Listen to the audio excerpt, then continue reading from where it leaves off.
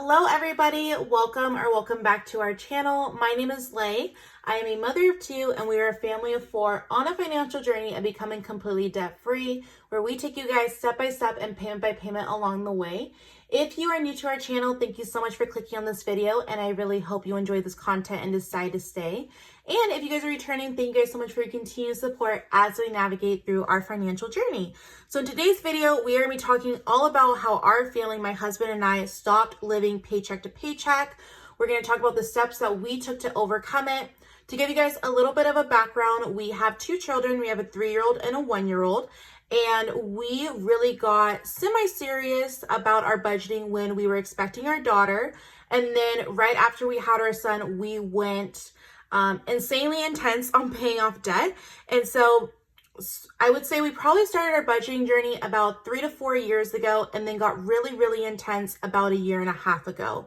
Along the way, we stopped living paycheck to paycheck. We were able to purchase our home, and we were able to make pretty big snowball debt payments. So if you're interested in that, I show a month by month update of our debt payoff and how we did it, and each month what we brought in to do it. But today we're going to be focusing on how we stopped living to paycheck, the steps that our family took to stop living paycheck to paycheck, and just really talking about it through.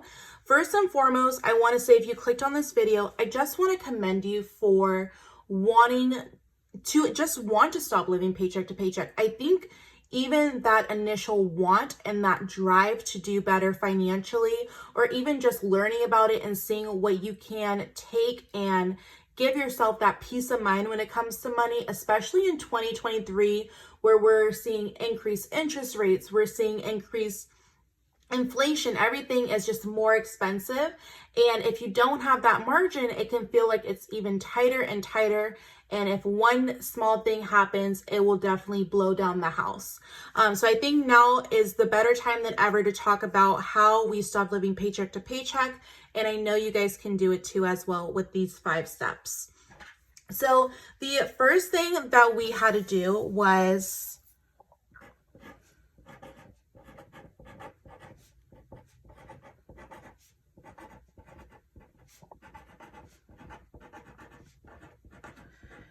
we had to have our aha moment. Now, I know you're probably thinking, Lay, what is an aha moment? That could be really anything. For us, we really had it when we were expecting our daughter. That moment of realizing how expensive babies were. We initially realized that when we were creating our registry and we were scanning. I just remember we had the little scanner gun, and we were going in the store and we were scanning diapers and diaper bags and just formula. And because the only recommendation we got was just scan anything you think you need, and people will look at the registry and they'll kind of be able to determine it. And I just remember looking at my husband and thinking, oh my goodness, I knew people said babies were expensive. I did not realize how much, looking at the sticker price, babies items actually were. And so that was our aha moment. I know a lot of times on comments, people will say it'll be something as their paycheck being less than they anticipated it being, their home needing a repair, a car needing maintenance, or a bill just being more than expected. And this realization of, how am I going to make my ends meet? How am I going to have enough to pay my bills and still put food on the table or put gas in my car to get to work? So whatever that aha moment is, or that moment where you realize, I can't keep going this way, because if I go this way, it's not going to work. And the reason I think that that is so important to be the first step is because when it comes to money, it really is a mindset thing. It doesn't matter how much or how little money you have and bring in. It's that mindset of what you do with the money that you have.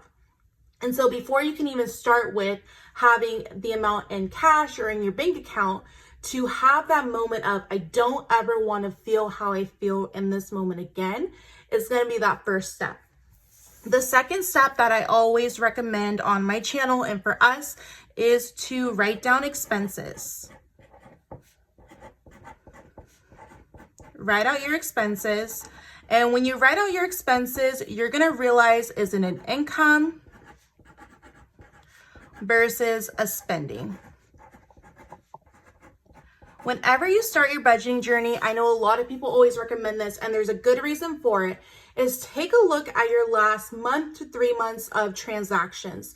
Looking at your bills, looking at your variable expenses, looking at your debt payments, your savings, and really looking at what you're actually spending money on. I cannot tell you how many times I tell my husband, oh, I think we only spend $200-300 on groceries, and the reality is it's way more than that. Or I think we only spend maybe $100 on gas and it's actually $300. So seeing actual transaction for transaction, seeing your bank account be deducted by those amounts and putting them in categories. How much did you spend on groceries? How much did you spend on gas, coffee, eating out? What did you spend your money on? We're writing out your expenses, or having your expenses written out will let you know, okay, did I have a bare bones budget? Did I only have my necessities and it's an income where I'm not having enough money and there's too much of the month left? Or is it I'm ordering out a lot, or I'm taking a lot of Ubers, or I'm doing a lot of convenience items? Is it a spending thing? So writing out your expenses will give you a clear understanding of your financial picture and how to navigate moving forward with your financial picture. The next thing that I'm going to write out, and before you guys come for me, I'm going to explain it. So cut out wants / unnecessary spending. And when I say this, I'm really focusing on this next point, which is if you cannot buy it with cash,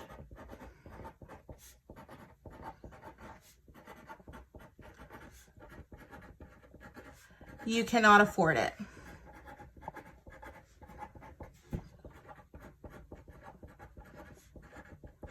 Okay, now, before you guys come for me, I'm going to explain it. When I say cut out wants or unnecessary spending, I am not talking about forever, you guys. I am just talking about a temporary cutting expenses because, again, going back to that first point, remember that moment where you said, I can't do this anymore.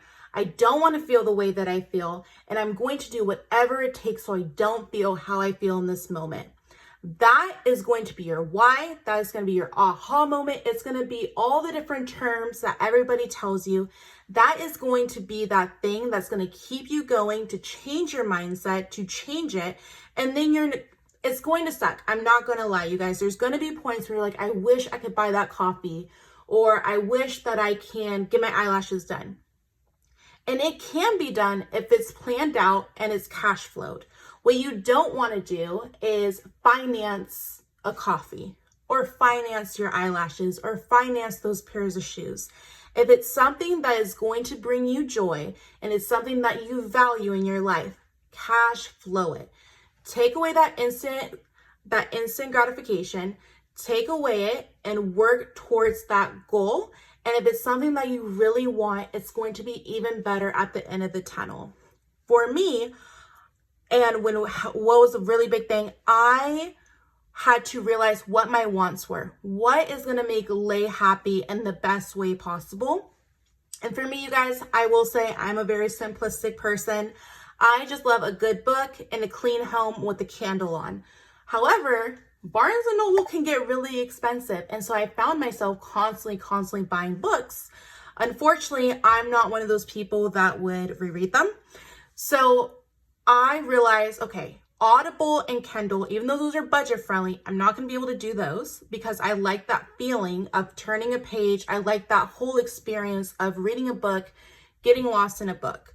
So again, cutting out that unnecessary spending, still cash flowing it and saying, okay, Lay, if you want to get 1 to 3 books a month, great. But then you need to go to the library, or like for us, for example, our library actually has a bookstore in it. So they'll take books for whatever reason that they're selling, and the books are like $1 to $3 and they're in amazing condition. And so once I found that out, I transitioned to that. But again, temporary. I never wanted that feeling of, oh my gosh, how am I going to potentially get diapers for my daughter? I'm doing my registry. I'm seeing how expensive these items are. And to be honest, diapers are going to be more important than a book. So having those priority lists and having that moment and remembering how I felt in that store when I was making my registry and just realizing how expensive everything was. Because I don't know if you guys have done a registry lately, but you can see the total and those totals can get pretty scary. The next thing, determine your starter emergency amount. So determine starter emergency amount. Okay, so now that we had our moment of knowing, okay, I don't want to feel this way again. I'm going to make whatever I need to do to change my mindset of making that happen. I know what my expenses look like. I know whether it's I'm going to have to find another source of income or I'm going to need to dial it back with my spending. I'm going to cut out unnecessary wants. Now, realistically, when it comes to money, you don't want to over restrict yourself because you don't want to find yourself overdoing it. You don't want to say to somebody who eats out 10 times a week, you can't eat out anymore, because they may go strong for 3 or 4 days and then they may go back even worse. So having that realistic thing of saying, okay, if you're somebody who, for example, eats out a lot and you eat out maybe 10 times a week, saying, okay, can we get it down to 2 or 3? Make it realistic, make it a challenge. But again, remember that moment of, was it your card that broke down? You didn't have enough money for it? Was you ran out of available credit on your credit cards? Was it your paycheck was less? Remember that moment that made you realize, I have to stop what I'm doing and some changes have to happen. Now, that's where your emergency fund is going to come in. Now, of course, in the finance community, everybody has a different opinion on what your emergency amount should be. Some people say $1,000, some people say a month, some people say 3 to 6 months. Whatever you are comfortable with that emergency fund being, that is what you should do. For us, when we started our debt payoff journey, we initially started with $1,000. Now, of course, you guys, like I mentioned, when we had this aha moment, I was expecting our daughter. So we quickly raised ours because we had her during the pandemic. So we quickly raised ours up to 3 months. And then we kind of just sat still for a little bit and we would slowly add to it.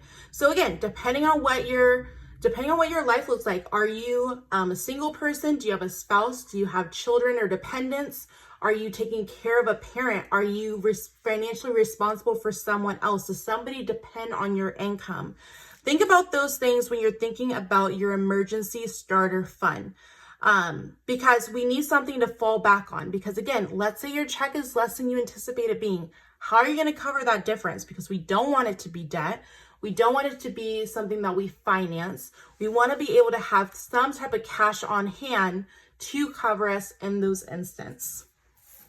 Now, the last thing, which I think is the most important thing, is to challenge yourself. To get creative.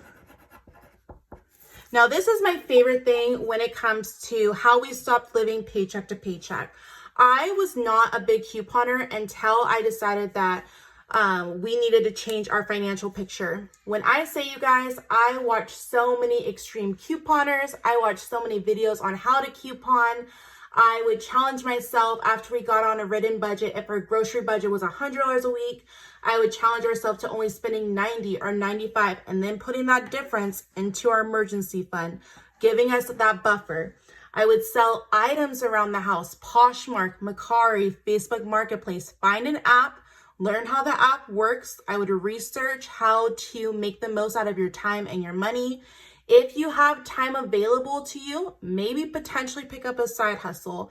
Personally, being a mom, that's not feasible for me to do. So I would just work extra hours when my job offered it. If that's something that you're able to do and able to take on with your workload, I would definitely recommend it. But again, get creative with it. It's not always so cookie cutter, cut and dry. Sometimes you need to determine what works the best for you. If you're booked to the brim with your day-to-day and maybe you're a parent and you have sports and you have events, are you able to volunteer where your child's sport is at a discount or free? Are you able to sell clothing that they no longer wear? Are you able to think about things that get creative? For me, that was couponing. Couponing has saved our budget so much over the time. We've saved money, applied it to our emergency fund, we've applied it to our debt, our sinking funds. And so that's how I've gotten creative. I know some people have learned a skill or perfected a skill that they're really good at and turned it into a little side business because they have the time available.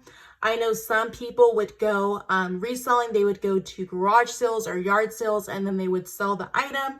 So there's so many different things out there. The main thing is get creative and throw that to your emergency fund, throw that to your buffer. And so then that way, with all these steps combined, you're able to breathe a little bit more. You're able to not have that stress, especially with things increasing in price and things going up. That is the best thing that you can have, is that peace of mind, that being able to go to bed at night and not wonder, if my light bill is $50 more a month, am I going to be okay? And I think that that is how we navigated. That is how we stopped living paycheck to paycheck, how we created our emergency fund, how we purchased our home, and how we're paying off debt really intensely and showing you guys that it's possible as well. So that is going to be it for this video, you guys. If you guys also have any tips or tricks on how you guys stopped living paycheck to paycheck as well, or any things, especially number 5, how you guys got creative to give yourself a buffer, please go ahead and leave that down in the comments. I absolutely love this community, and I know that it will help somebody else out as well, especially if they're going through looking for ideas. That would be wonderful. As always, you guys, if you guys are on a financial journey as well, please let me know in the comments. I love supporting you and your channel, and I will talk to you guys later. Bye.